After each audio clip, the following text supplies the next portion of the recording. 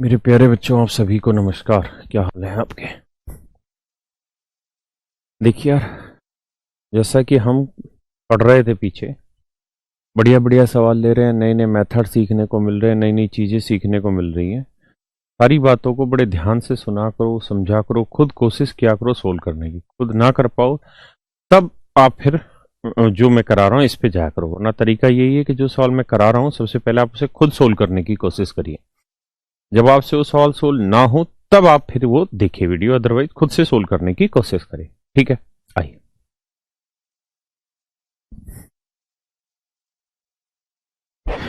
कह रहा जी पहले आप पढ़ लो, तब तक मैं इसमें राम कहानी तैयार कर लेता हूँ।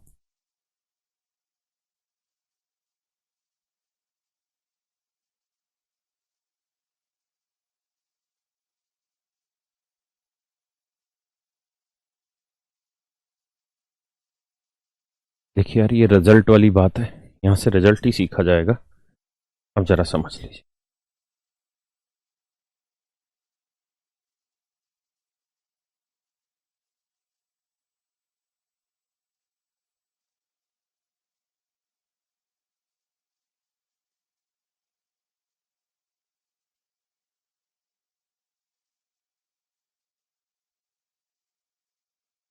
देखिए यार, इस पे कई सारे सवाल पूछे गए हैं।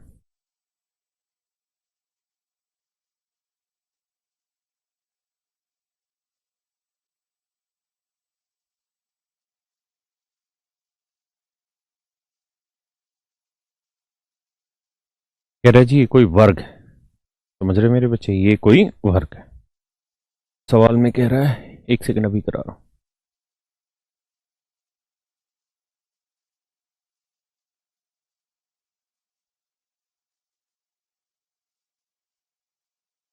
कह रहा है जी ये कोई वर्ग है मेरे बच्चों, और इसकी हर एक साइड की जो लेंथ है वो कितनी दे रखी है? कुछ भी दे रखी, मान लीजिए ए दे रखी है। कहता जी हमने यहाँ पे इसके कोनों को इस तरीके से काटा कि इसके अंदर एक रेगुलर ऑक्टागन बन जाए। मतलब जितना यहाँ से काटे उतना ही यहाँ से काटे, उतना ही यहाँ से काटे, और उतना ही यहाँ से काटे।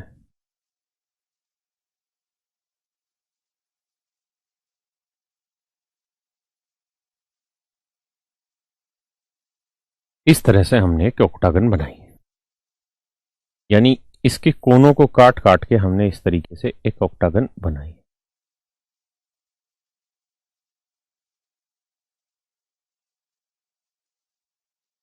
इस तरीके से हमने इसके अंदर एक ऑक्टागन बनाई है।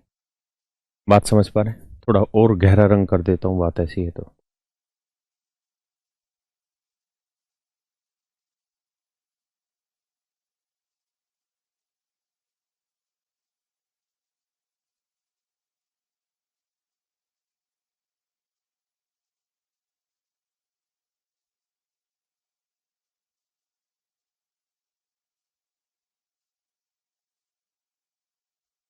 आया ना?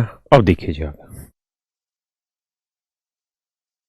अब मेरे बच्चों बड़ी बात ध्यान से सुनिए। अगर आप स्क्वायर के कोनों को काट के आपने एक ऑक्टागन बनाया है, तो इसका अंदर यहां से अगर ये x सेंटीमीटर काटा होगा तो यहां से भी कितना काटा होगा? x। तो ये वाली लेंथ निकाल देंगे, आप कहेंगे जी निकल जाएगी। तो मेरे बच्चों ये वाली लेंथ क्या होगी? √2x होगी।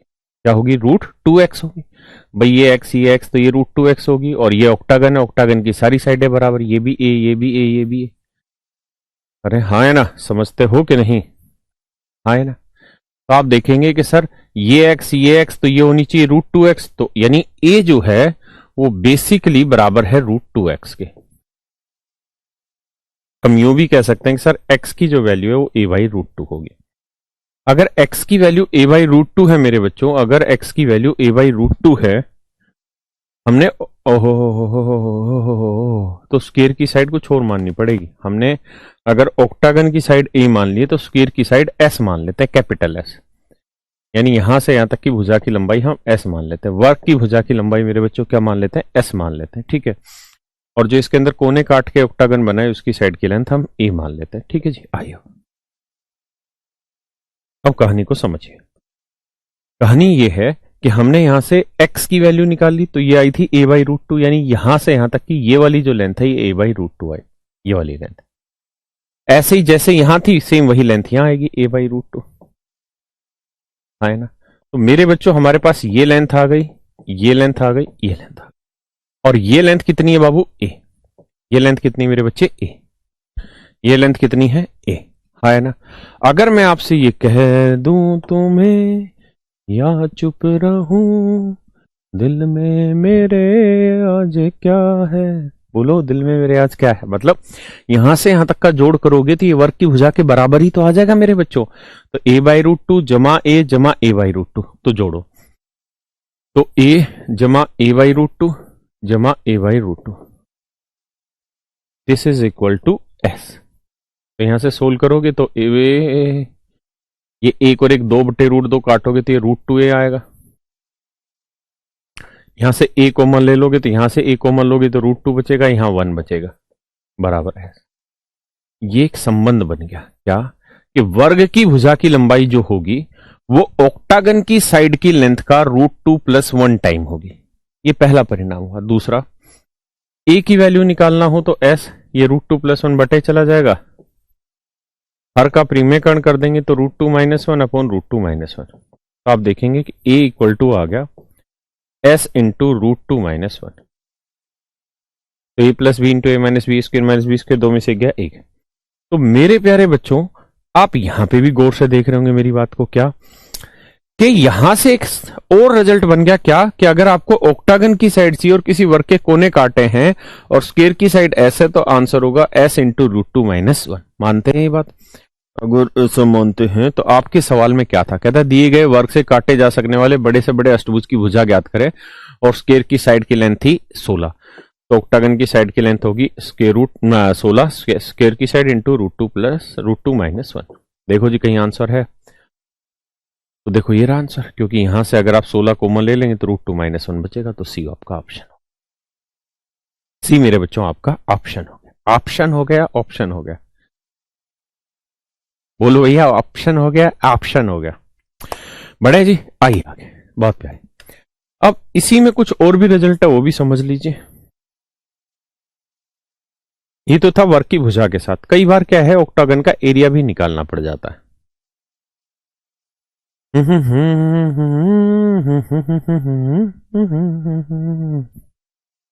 तो ऑक्टागन का एरिया कैसे निकाला जाए? देखिए यार, दो तरीके।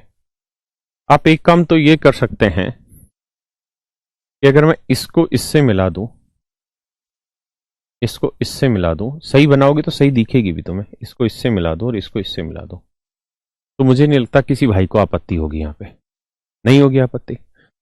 अगर भैया ये साइड ए है तो ये साइड भी ए होगी, ए है तो ये भी ए होगी, ए होगी, ए होगी। दूसरी बात, ये यहां से यहां तक की लेंथ a/√2 है, तो ये लेंथ भी a/√2 होगी।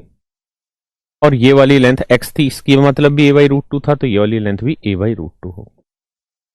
हाँ ना, मानते? बोलो पक्का? तो अब मुझे अगर ऑक्टागन का एरिया निकालना हो तो कैसे निकाला जाए?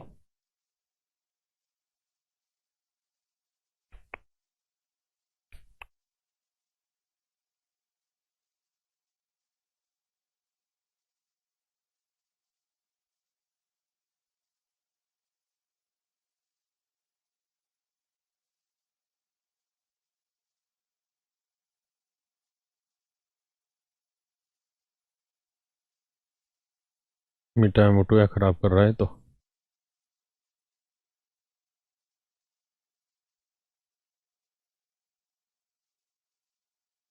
ऐसे जब ये बचेगा तो इसका एरिया अब आपको निकालना होगा। कैसे निकाला जाए? तो मेरे बच्चों, ये एक वर्ग बन रहा है, इस वर्ग का एरिया आप निकाल देंगे। कहेंगे जी निकल जाएगा सर, कैसे? a²। अब अगली बात,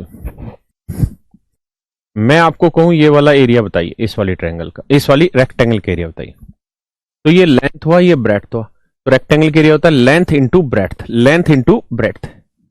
तो a इंटू a/√2। अब जितना एरिया इस वाली रेक्टेंगल का होगा उतना ही इसका होगा, उतना ही इसका होगा, उतना ही इसका होगा। तो इंटू कर देंगे जी 4, है ना। अब मेरे बच्चों इस वाली ट्रायंगल का एरिया निकाल दो। कैसे निकालोगे भाई? राइट एंगल है, बेस हो गया a/√2, हाइट भी हो गई a/√2, तो इस ट्रायंगल का एरिया कैसे आएगा? हाफ। बेस हो गया a/√2 और हाइट भी होगी a/√2। अब जितना एरिया इसका होगा उतना ही इसका होगा, उतना ही इसका होगा, उतना ही इसका, इनटू कर देंगे 4। ये मेरा आंसर। तो बाबू मेरे ये ए स्क्वायर, इसको इससे काटोगे 2√2 आएगा, तो 2√2a स्क्वायर। अगर तुम्हारा दिमाग कैलकुलेशन में नहीं चल पा रहा कैसे हो रहा है, तो आप ऐसे देखो, 4 को लिख लो 2 × 2। अब √2 को 2 से काटते तो √2 ही तो बचता, और यहां करेंगे तो 2 दूनी 4 a स्क्वायर। ए स्क्वायर जोड़ोगे तो 2a स्क्वायर प्लस 2√2a। पूरे में से 2a स्क्वायर कॉमन ले लोगे, आंसर आएगा 1 + √। ये होगा मेरे बच्चों किसी भी ऑक्टागन का एरिया, किसी भी ऑक्टागन का एरिया जिसकी साइड की लेंथ आपको दे रखी हो, जिसमें साइड की लेंथ मेरे बच्चों आपको दे रखी हो, भुजाओं की, भुजा की लंबाई दे रखी हो, तो सीधा सूत्र लगा देंगे 2 × भुजा का लंबाई का वर्ग गुना √2 + 1। ये भी एक रिजल्ट बनता है जिसको आप हमेशा ध्यान रखेंगे। हाँ ना। अब अगले बात है,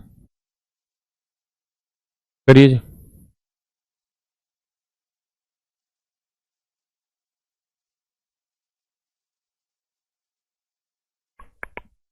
12 सेंटीमीटर भुजा वाली, ये सारे मीन्स के क्वेश्चन है।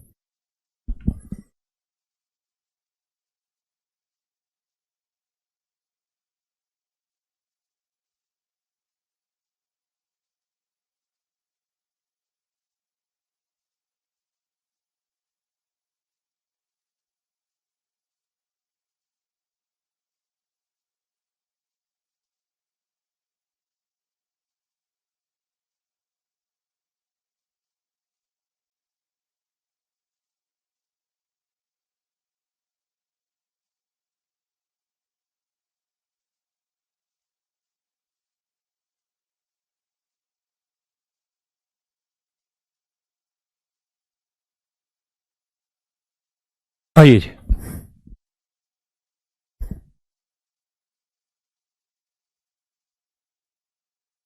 कहता जी एक रेगुलर ऑक्टागन है, नहीं हेक्सागन है, बना दे रहे हैं भैया।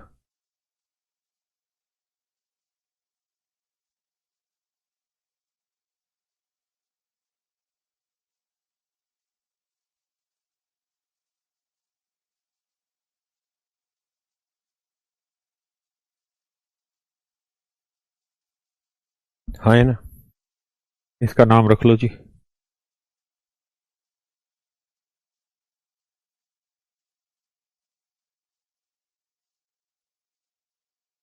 ही नाम है ना। What is the area of the triangle ECD.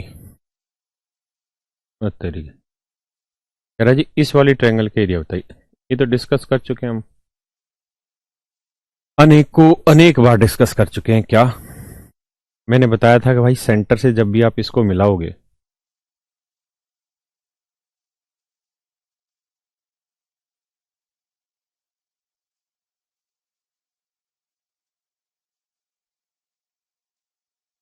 जब भी ऐसा काम करोगे तो इस बात को ध्यान रखिएगा क्या कि पूरी रोम्बस का एरिया निकाल लीजिए जो भी है ना, पूरी रोम्बस का एरिया निकाल दीजिए जो भी है। या इसको और तरीके से समझा देता हूं, वैसे मैं कल इसे समझा चुका था। क्या बात यह है दोस्तों, जब भी आप इस तरह से सारी लाइनें मिला देंगे ना,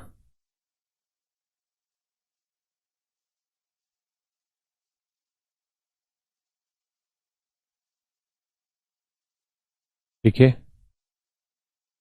इस तरीके से जब आप लाइनें मिला देंगे तो सबके एरियाज आपस में बराबर आने, कुछ साइडें हटा के समझानी पड़ेंगी। ये देखो यार,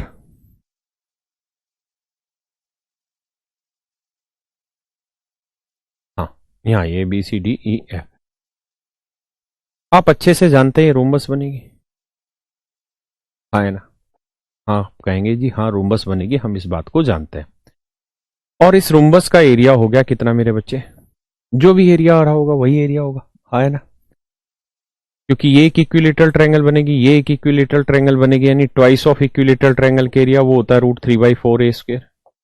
ए स्क्वायर का मतलब बना ए की वैल्यू 12 का वर्ग, इतना। तो ये बना इस पूरी रोम्बस का एरिया। ये बना मेरे भाई इस पूरी रोम्बस का एरिया, इस वाली समचतुर्भुज का। क्यों? क्योंकि इस समचतुर्भुज में दो समबाहु त्रिभुज बन जाती, दोनों का क्षेत्रफल हमने कर दिया, एक समबाहु त्रिभुज का एरिया इतना है तो इंटू 2 कर दिया, है ना। तो ये निकल के आ गया पूरी हेक्सागन का एरिया। अब एक बात और समझो यार, जब इसको इससे मिला दोगे ना तो ये भी इस रोम्बस को दो बराबर एरियाज में बांटेगा, है ना। तो ये था इस समचतुर्भुज का क्षेत्रफल, इसका आधा करोगे तो 2 से 2 कट जाएगा, इसका एरिया भी वही इक्विलेटरल ट्रायंगल के एरिया आ जाएगा। 4 3 12 12 3 36 रूट 3 आपका आंसर आ जाएगा। 36 रूट 3 मेरे भाई आपका आंसर आ जाएगा। मैं यहां कुछ चीजें और भी समझाना चाह रहा हूं। आपको कल भी ये चीजें डिस्कस की थी कि ये भी एक रोम्बस बनेगी, और रोम्बस में अगर इसको इससे मिला देंगे तो जितना एरिया इसका होगा उतना ही इसका होगा, इसको मिला देंगे तो ये भी जितना होगा उतना ही होगा, है ना। ये सारे एरियाज आपस में बराबर होंगे। क्लियर है? आइए सवाल पे पढ़िए जी, इसको करो भाई, बहुत प्यारा सवाल है ये, सारे मीन्स 2018 के क्वेश्चन है।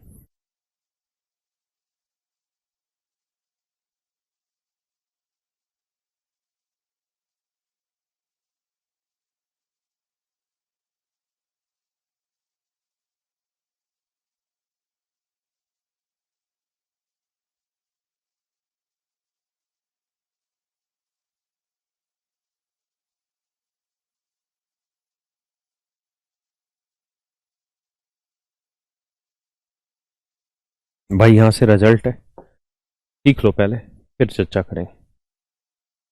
चर्चा ये है मित्र कि अगर मान लीजिए ये कोई वर्ग है, मान लीजिए ये कोई वर्ग है,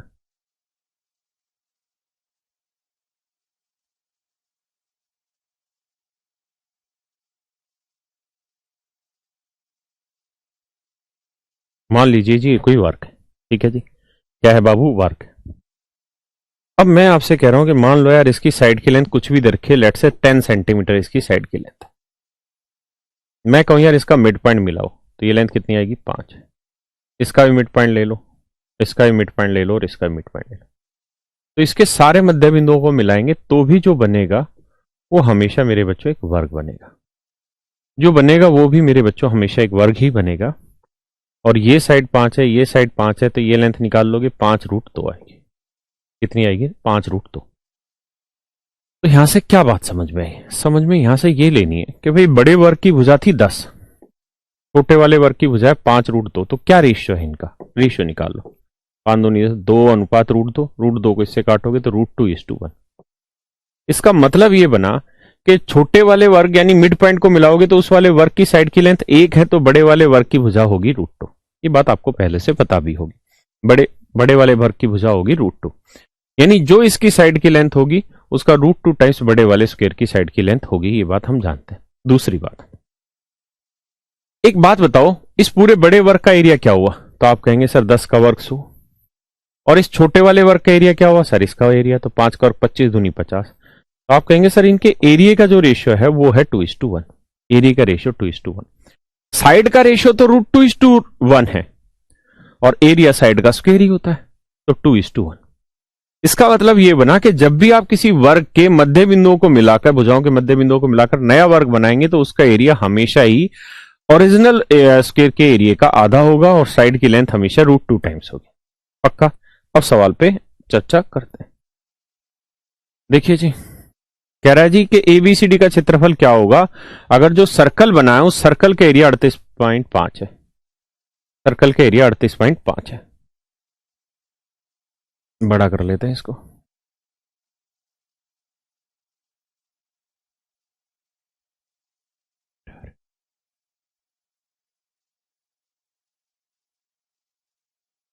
ये है 38.5 सर्कल के लिए। कौन है? कौन है मेरे बच्चों? इस सर्कल की रेडियस मान लो आर है, तो अगर सर्कल की रेडियस आर है तो एरिया होगा पाई आर स्क्वायर। पाई यानी 22/7 आर स्क्वायर बराबर 38.5। पॉइंट हटाएंगे बटे 10 आ जाएगा। कट रही है 5 3 8 11 से कट जाए, 11 दूनी 22, 11 3 33, 11 5 55, 5 7 35, 5 दूनी 10। तो आप देखेंगे आर स्क्वायर की वैल्यू आई है 49/4 यहां से निकल के आया कि आर की वैल्यू आई 7/2। इसके ऊपर भी मुझे कुछ ज्ञान देना भी बताता हूं। तो रेडियस की वैल्यू 7/2 है मेरे बच्चे, तो रेडियस 7 की आधी है, तो ये पूरी डायमीटर क्या होगा, तो आप कहेंगे सर पूरा डायमीटर तो 7 हो जाएगा, क्योंकि रेडियस 7/2 तो डायमीटर 7, यानी इस वाले वर्ग की जो भुजा आ गई वो आ गई 7। अगर इस वाले वर्ग की भुजा 7 है, अगर इस वाले वर्ग की भुजा 7 है मेरे बच्चे, तो आप जानते हैं कि एरिया हमेशा आधा होता है, तो इस वाले वर्ग का एरिया का क्या होगा, 49, 7 का और 49। तो इस वाले वर्ग का एरिया क्या होगा भाई, इस बड़े वाले वर्ग का आधा ही तो इस वाले का एरिया है, तो अगर मैं इस वाले का डबल कर दूं तो इसका एरिया आ जाएगा, डबल कर दूं तो इसका एरिया आएगा, तो आपको 49×2 98 आएगा। और अगर इस वाले का 98 है बाबू, इस वाले का 98 है, इस वाले का 98 है, तो पूरे का बड़े वाले का क्या होगा, डबल, तो 98 दूनी कर दो, 2×8 16, 2×9 18 और 1 19, उत्तर आ जाएगा जी 196। बी आपका ऑप्शन आ जाएगा, बी आपका ऑप्शन आ जाएगा। समझ पा रहे हैं कि नहीं, हाँ है ना। अब मुझे सर्कल पे भी एक दो ज्ञान देना है, उसको सीख लो।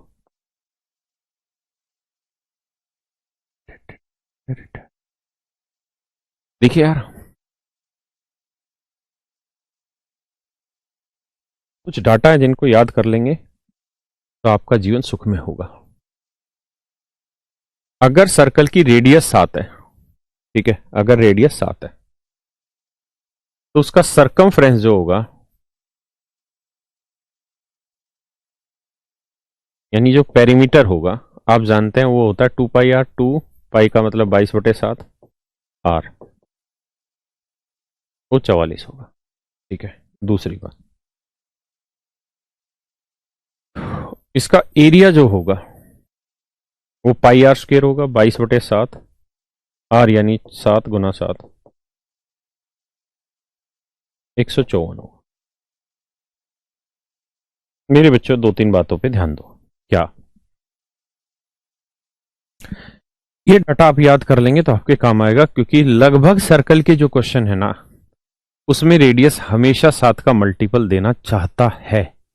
रेडियस हमेशा ही 7 का मल्टीपल आपको दे देगा, या तो रेडियस 7 देगा, या 7 की आधी देगा, या 7 की डबल देगा, या 7 का 3 गुना देगा, या 7 का 1.5 गुना दे देगा, यानी कुछ ना कुछ 7 के ही मल्टीपल में जाता है। ऐसा जरूरी भी नहीं है।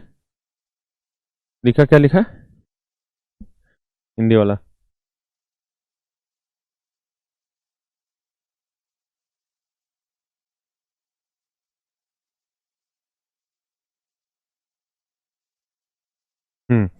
देखिए यार, तो आपको ध्यान यहां पर यह रखना है कि रेडियस अगर 7 है तो सरकमफ्रेंस 44 होगी, एरिया इतना होगा।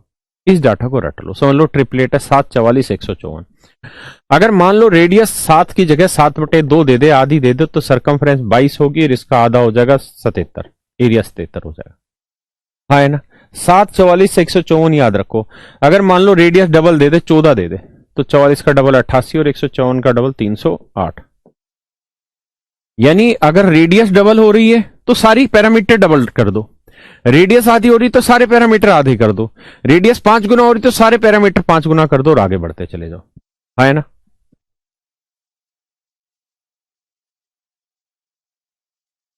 आइए जी आगे पढ़िए।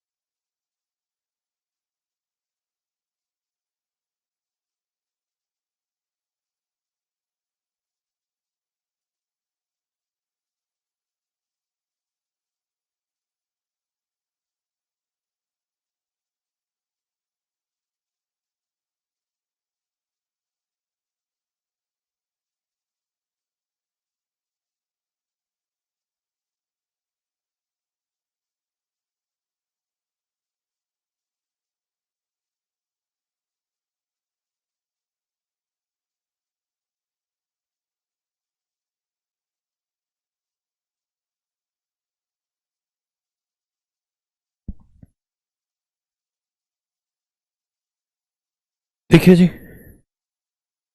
PQR is a triangle whose area is 180.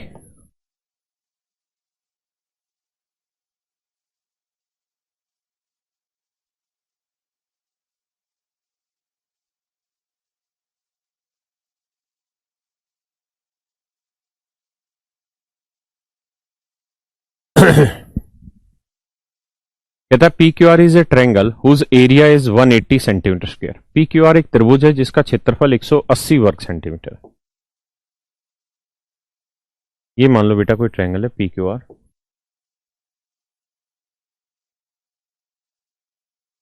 S is a point on side QR। भुजा QR के ऊपर कोई बिंदु S है। Such that PS is the angle bisector. ओहो, ताकि PS जो है वो एंगल बाइसेक्टर लगे, यानी इस कोण को दो बराबर हिस्सों में बांट दे। PQPR इन साइड की लेंथ का रेशियो 2:3 है। What is the area of the triangle PSI? ठीक है, देखिए यार, आप जानते हैं अगर ये एंगल बाइसेक्टर है तो प्रॉपर्टी जो रेशियो इस साइड का इस साइड से होगा वही रेशियो इस साइड का इस साइड से होगा। अब आप ये भी जानते हैं इन दोनों त्रिभुजों के केस में ये दोनों त्रिभुजों का आधार एक ही उभयनिष्ठ लाइन पर है।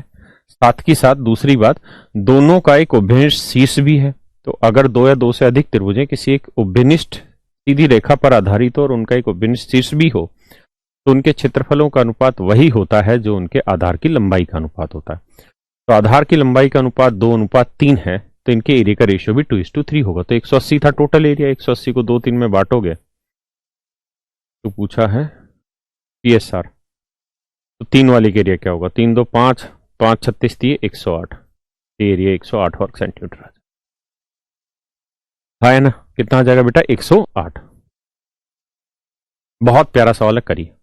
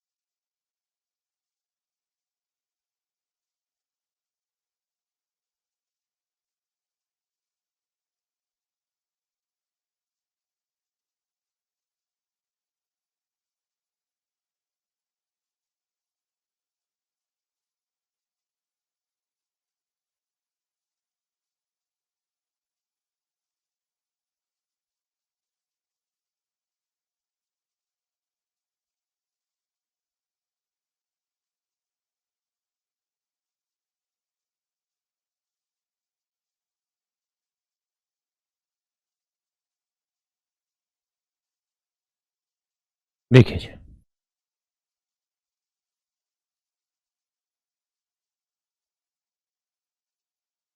भाई ये बड़ा सवाल है।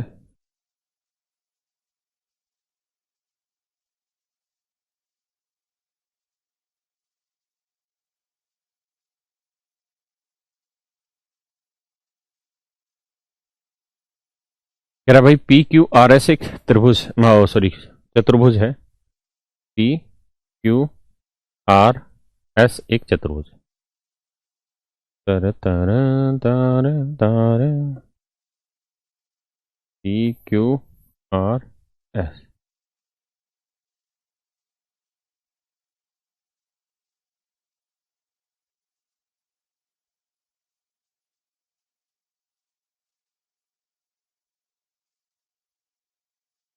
देखो जी, मजा नहीं आया।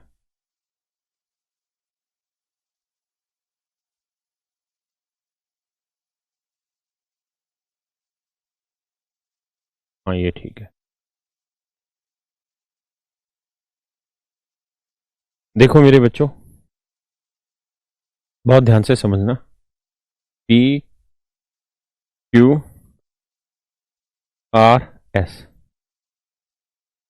कह रहा जी ये कौन 60 डिग्री का, ये कौन भी 60 डिग्री का, ये 150 डिग्री का है। तुरंत पल्ले पड़ गया 150 60 60, ये कौन कितने का आएगा? 90 डिग्री का। भाई चारों कोणों का योग तो चतुर्भुज का 360 होगा ना। अगर चारों कोणों का योग 360 है बाबू, तो ये 60 60 ये 150 आ गया। अब मैं क्या करता हूं कि मैं इसको आगे बढ़ा लेता हूं।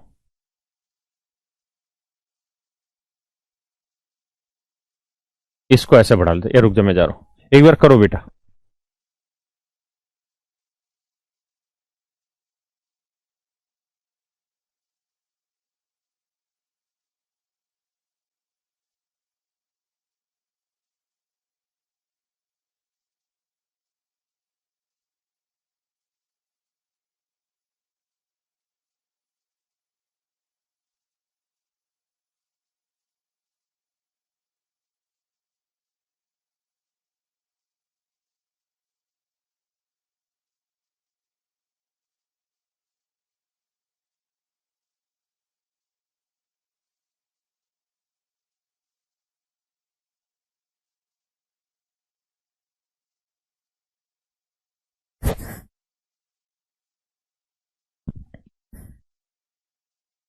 आओ बच्चे, सॉरी फिगर थोड़ा टेढ़ा मेढ़ा है, पर आप कोशिश करना समझने की। अब देखो यार, ये 90 है तो इसका मतलब ये कौन भी 90 का होगा।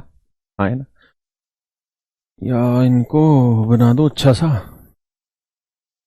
बनाते हैं तो कोई दूसरा कलर उठाते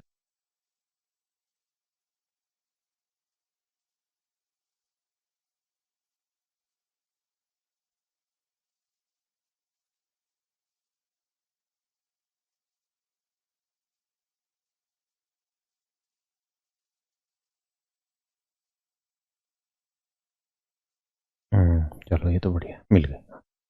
अब आ जाओ। ठीक है, तो आप जानते हैं ये 150, ये 60, ये भी 60 था, तो ये एंगल आएगा 90। चतुर्भुज के चारों कोणों का योग 360 होता है बाबू, आया ना। ये कोण अगर 90 है तो ये स्ट्रेट लाइन है, तो ये एंगल भी 90 होगा। ये 150 है, ये 180 होना है, तो ये कोण कितना होगा 30 डिग्री। और 30 डिग्री रेशियो बनाता है क्या, सामने वाली साइड 1, तो ये वाली साइड कितनी, √3। जबकि कह रहा है कि पीएस की जो वैल्यू है वो 9 है, तो √3 यूनिट रिप्रेजेंट कर रहा है 9 को। तो 1 यूनिट की वैल्यू आ गई 9/√3। हर का प्रीमेकरण करोगे तो √3 गुना √3, तो 3 × 9, ये वैल्यू आएगी 3√3। इसका मतलब बाबू ये वाली जो वैल्यू है ये आ गई 3√3। पक्का ये वाली वैल्यू कितनी आ गई, 3√3। अब देखो जी, ये वाली वैल्यू कितनी है, 9। पक्का। अब मैं आपसे कहूं कि यार इस ट्रायंगल का एरिया बताइए क्या होगा, तो आप कहेंगे सर हाफ इंटू बेस हो गया 9 और हाइट हो गई 3√3। ये आ गया बेटा मेरे इस त्रिभुज का एरिया, यानी 27/2, यानी 27/2 √3। ये आ गया मेरे भाई इस ट्रायंगल का एरिया। किसी भैया को कोई दिक्कत है यहां तक, नहीं।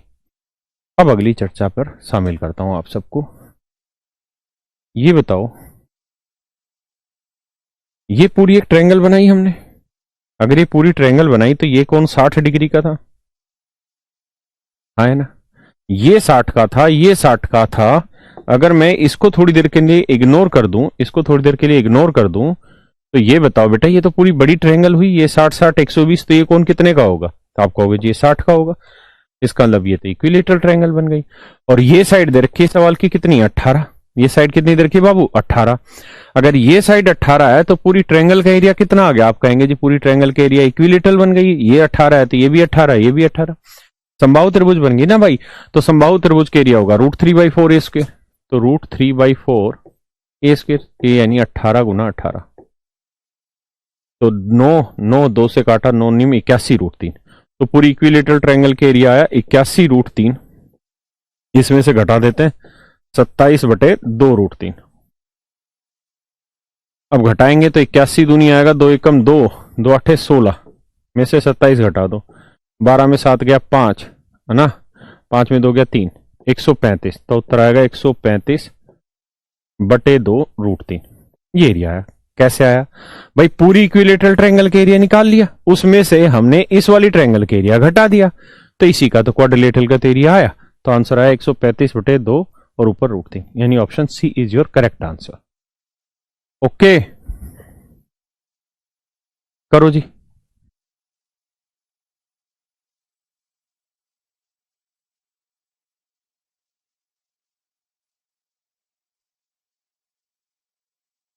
देखिए जी, ये वाहियाती टाइप का क्वेश्चन है, इसमें कुछ सोचना ही नहीं है आपको।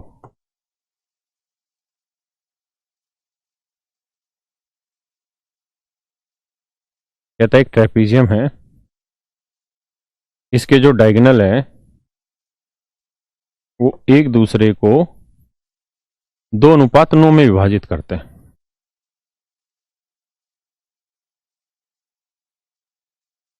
2:9 में मतलब ये वाला डायगोनल 2 है तो ये 9 होगा।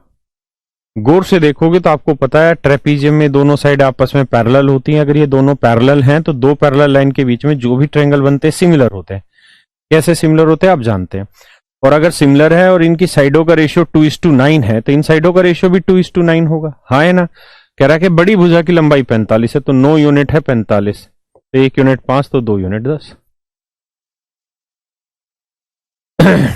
अरे हाँ है ना। आंसर आ गया 10 centimetre. Option A is your correct answer. आइए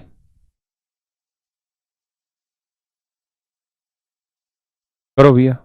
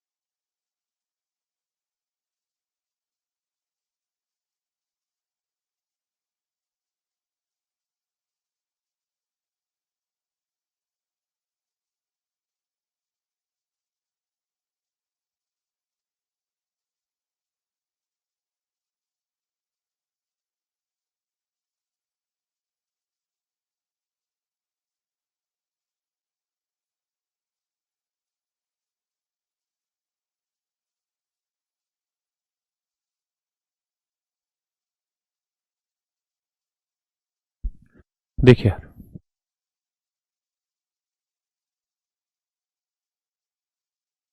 the sum of radius of two circle is 91। कहता है दो सर्कल है उनकी रेडियस का सम, एक की आर मान लो एक की स्मॉल दे दी, तो एक की आर मान लो एक स्मॉल आर मान लो। कहता है ये 91 है। और कहता है जी उनके एरिया का डिफरेंस, तो एरिया का डिफरेंस पाई आर स्क्र, उसका pi R square pi common ले लोगे तो आएगा pi R square minus R square. कहता है जी ये वैल्यू है 2002। फार्मूला लगाओगे पाई की value 22/7, R minus R, A minus B into A plus B, और आर प्लस आर, इसकी वैल्यू 91। अब देखिए यार, 7 से काटोगे 13, 2 से काटोगे 11 दूनी 22, 11 से कट जाएगा, 11 एकम 11, 9 बचा, 11 8 88, 11 दूनी 22, 2 से काटोगे 2 नीम 18, 2 एकम 2, 13 7 91 तेरी का। तो आर माइनस आर की जो वैल्यू आई वो आई 7। अब बेटा आर प्लस आर 91 दे रखा है, लिखने की नहीं है ये तो समझने की है। और आर माइनस आर जो है वो दे रखा है 7। तो कैपिटल आर की वैल्यू क्या होगी, दोनों के जोड़ का आधा, 98 का आधा 49। ये आंसर आ गया।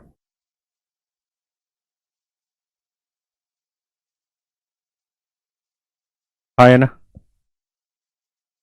आइए भैया।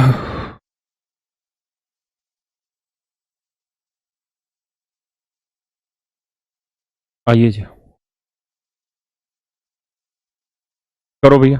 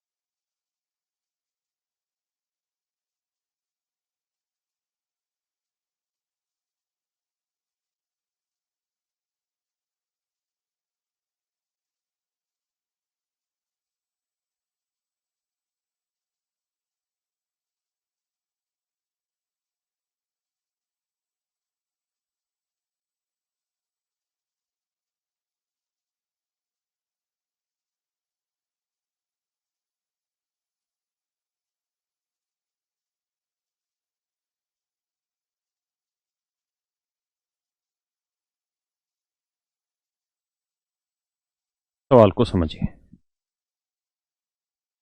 मैंने ये आपको कई बार बताया कि जब भी कोई सेमी सर्कल दे रखा हो और इसके अंदर कोई भी ट्रायंगल बनाई गई हो, सेमी सर्कल में कोई भी ट्रायंगल बनेगी, आप जानते हैं राइट एंगल ट्रायंगल बनेगी। अब आपको ये कहेगा कि भाई ये वाली जो साइड है इसको अगर डायमीटर मान ले, इस वाली साइड को डायमीटर मान ले और इसके ऊपर हम एक सेमी सर्कल खींच दिया जी। इस वाली साइड को डायमीटर मान ले और इसके ऊपर एक सेमी सर्कल खींच लिया जी। फिर कहेगा जी ये जो शेडेड पोर्शन है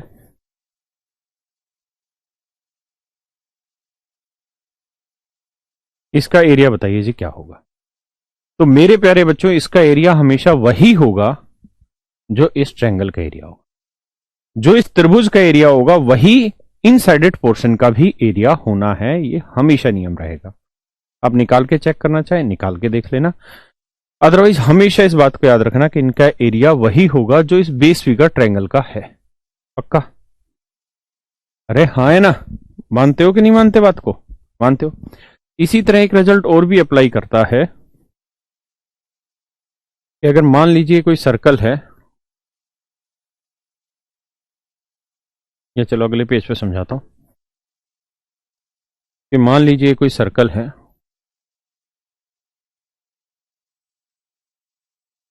और अगर इसके बाहर ये दूसरा सर्कल बन गया है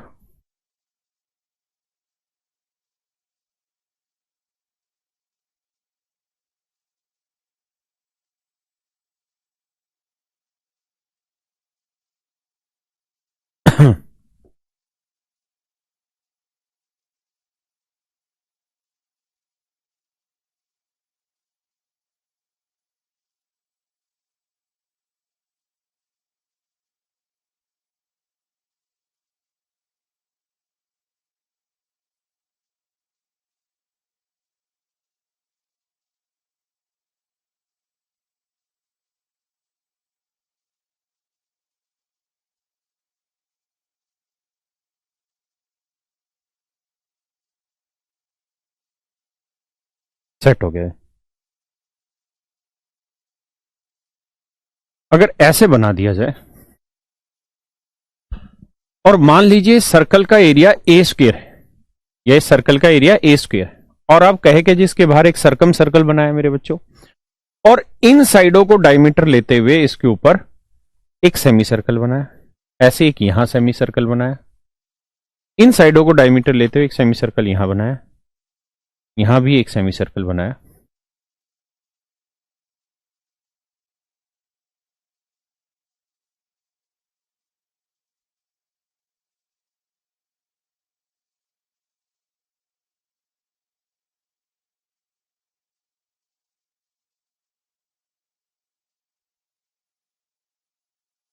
एक ये बना, और फिर आपसे कह देगा जी शेडेड पोर्शन का एरिया बताइए। तो मेरे बच्चे शेडेड पोर्शन का एरिया वही रहेगा जो इस बेस फिगर का, जो सबसे बेस फिगर होगी उसका जो एरिया होगा वही इस शेडेड पोर्शन का भी एरिया रहेगा। ठीक है, ये दो रिजल्ट है, एक यहां वाला और एक यहां वाला, दोनों को आप याद रखिएगा, हर जगह काम आने। अब यहां जी कह रहा जी साइडें हैं 21, 28, 35, 21, 28 और 35 साइडें हैं, तो कह रहा है कि भैया आप इसका एरिया निकाल के बताइए। तो आप ये देखिए पहले राइट एंगल है, क्या है, ट्रिपलेट बन रहा है कि नहीं, तो 21, 28, 35। आप देख रहे हैं 7 या 21, 7 चौक 28, 7 5 35। हाँ सर 3 4 5 रेशियो आ रहा है, ट्रिपलेट बन रहा है, इसका मतलब ये राइट एंगल है, 35 के सामने वाला राइट एंगल होगा। हाँ है ना? तो अब क्या करना है, अब हमें ये काम करना है यहाँ पे कि सबसे बड़ी साइड तो हाइपोटेन्यूस होगी, तो half into base into height, 21 गुना 28, 14 आएगा भैया, 14 एकम 14, 14 दूनी 28 और 1 29। इसका मतलब इस ट्रायंगल का एरिया 294 है, तो जितना इस ट्रायंगल का एरिया होगा उतना ही इन शेडेड पोर्शन का भी एरिया होगा। तो शेडेड पोर्शन का एरिया भी मेरे बच्चों 294 होगा। आप अगर अपनी मन की संतुष्टि चाहते हैं तो आपको कुछ नहीं करना, आपको ये देख रखा है कि ये जो 35 है इसे डायमीटर मान के हमने एक सेमी सर्कल ड्रॉ कर दिया, आप इस सेमी सर्कल का एरिया निकाल दें। ठीक है जी, फिर क्या करें, आप टोटल एरिया ले लें। Total area in the sense कौन सा, जो डिटेल करना चाह रहे हैं, ये वाला सारा एरिया ले लें, ये वाला सारा एरिया ले लें। कैसे निकलेगा जी ये सारा एरिया, भाई 28 वाली को ही तो आपने डायमीटर मान के सेमी सर्कल खींचा है, और इस ट्रायंगल का एरिया ले लें।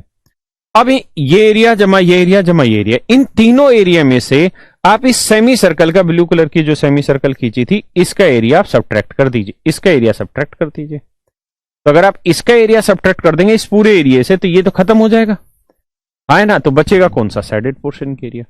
तो डिटेल करना है तो इस तरह से आप चेक कर सकते हैं।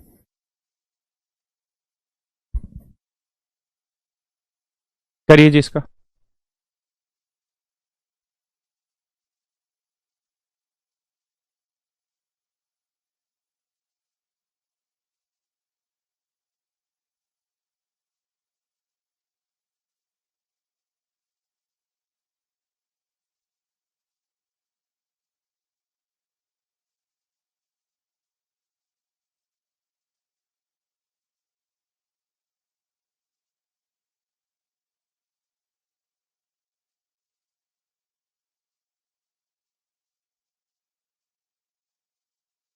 देखिए यार, कह रहा भाई ए बी सी डी एक वर्ग है, ये वर्ग है, तो हर एक एंगल 90 90 है। ए ई बी इक्विलेटरल ट्रायंगल है, तो हर एक एंगल 60 60 डिग्री है। सी एक्स वाई जेड ये एक पेंटागन है, तो पेंटागन है तो 360/5 करोगे तो 72, बाह्य कोण 72, तो इंटरनल 108, तो सारे एंगल 108 डिग्री आएंगे। तो पूछा क्या है कि ई बी जेड का मान ज्ञात करें। ई बी जेड, ये वाला कोण आपसे पूछा है जी क्या होगा, ये वाला कोण मेरे बच्चों आपसे पूछा है क्या होगा, ये आपका सवाल है। ये वाला कोण आपसे पूछा हुआ है जी, निकालिए भाई। देखिए मेरे बच्चों, बेहद समझदारी वाला सवाल है, इतना मुश्किल क्वेश्चन है नहीं जितना आप सोचे बैठे हैं। आप जानते हैं ये वाला कोण 108 डिग्री होगा, है ना। आप कहेंगे सर कैसे, तो बताता हूं कैसे। ये 108 होना है क्योंकि पेंटागन का हर एक एंगल इक्वल होता है। ये 108 है, ये 90 है, ये 60 है, तो ये कोण निकाल दोगे, आप कहोगे जी निकल जाएगा। मिट गए। कैसे निकलेगा भैया ये कोण, 360 में से 90 घटाया 108 और 60, तो ये आया 168 जमा 90, 258। तो 360 में से 258 घटाओगे, मतलब 260 घटाओगे तो 100, तो 102 आया। इसका मतलब ये वाला कोण 102 डिग्री। पूछा क्या आपसे, ई बी जेड, यही तो पूछा था भाई। तो ई बी जेड हो जाएगा 102 डिग्री, यही आपका आंसर है। ए, आसान से सवाल है, हाँ ना, पक्का। आज इतना ही रखते हैं, बाकी फिर अगली क्लास में कल इससे आगे बढ़ेंगे। थैंक यू यार।